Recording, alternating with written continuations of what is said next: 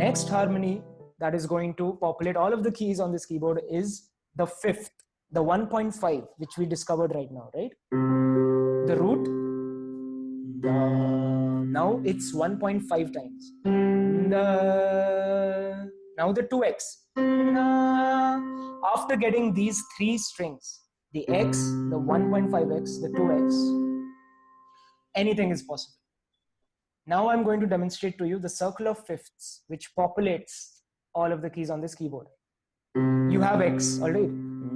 You have a string length, all right? 1.5 times. So basically, you take 0.66 length of that string because inverse. And then you get the fifth, right? Now you make this as your fundamental, your x. This is your starting point now. Now play this. And now the fifth of this, the 1.5 times of this gives you. What is that? It is actually 2.25x because you started with the x, then you took 1.5x, then you took 1.5x of the 1.5x, which is the pa or the pancham of this note. What do you get? 2.25x. What is that? That is your next note. So you put it next to your 2x, right? Your second note has been discovered, which is re. We'll come to names later. Names do not matter, you know, C, D, F, G, Do, Re, Mi, Fa, So, Sa, Re, Ga, Ma, Pa. But the note has been discovered.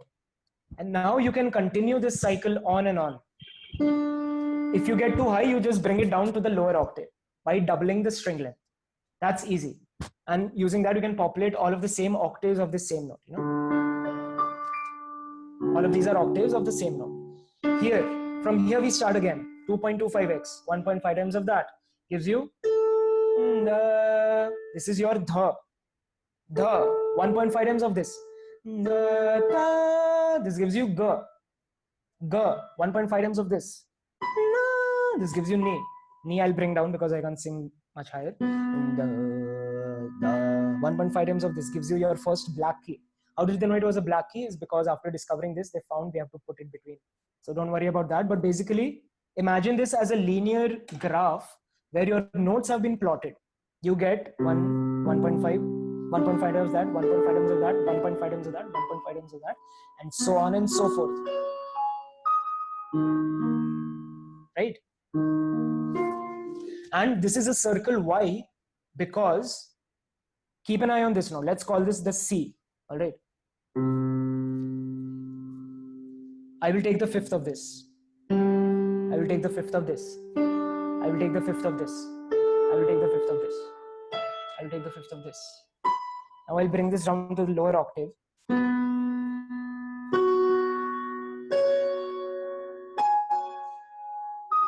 Now I'll bring this down to the lower octave. And finally, I have come back to C. And here I get all 12 notes. This is the Pythagorean scale, the fundamental scale that is used in 95% of all music in the world. There are microtonal scales, there are folk music tales where you have shrutis or notes in between these notes as well. But for our purposes, we'll be using the Pythagorean scale. And here we are. You got this octave, you replicate this by doubling the strings or halvening the strings across any instrument, and you get music. Let's talk about the circle of fifths. I've been getting a ton of questions about the circle of fifths in the message board, so instead of trying to answer it via text, I am going to make a video response. So the circle of fifths is basically like the Google Maps of music theory. It gives you an overall view of what's going on. So this is how you read this thing. When you're going clockwise, each key is a fifth above the last, hence circle of fifths. And you guys know what I mean when I say fifth, right? 1, 2, 3, 4, 5. The fifth interval. So when we're going counterclockwise, each key is a fourth above the last. Many jazz chord progressions are based off this pattern. So in this version of the circle, as well as many others, the uppercase letters represent major keys, and the lowercase letters represent their relative minor keys. You guys have a lot of questions about Where can I find the relative minor? Well, this is your answer. Now notice how, starting at C major, one sharp is added to each key as you go clockwise until you get around to C sharp major. Then it switches to flats that decrease by one on each key as you complete the circle. So this is why we have sharps and flats. If these sharps continued past C sharp, that would be way too much stuff to write. So it flips at that C sharp and goes towards flats. Another bonus tip if you're interested, keys that are directly across from each other are tritones. So C to F sharp, those are tritones of each other. So now that you know how to read the circle of fifths and why it exists, let's see how we can actually use it.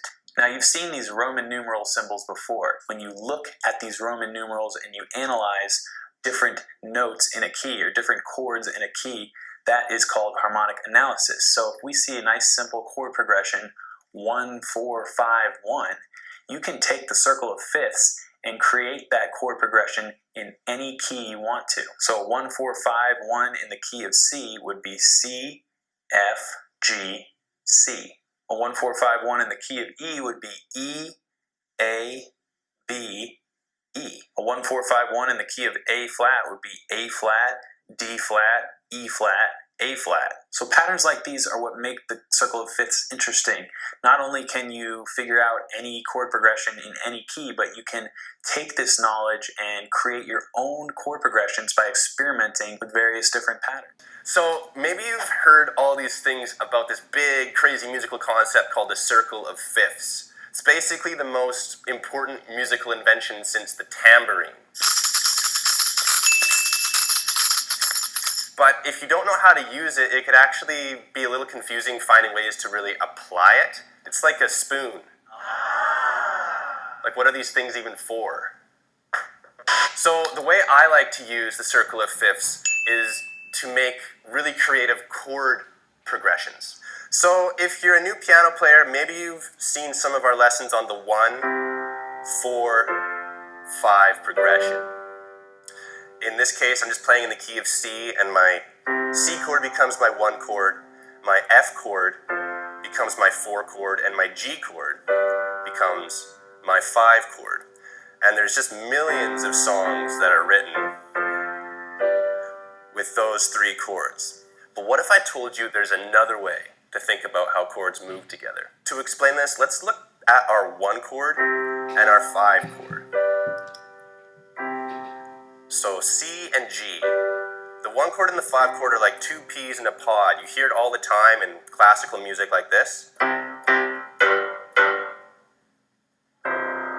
You know, the 5 chord always wants to land back on the 1. It's like this home base kind of rounding the bass back to home.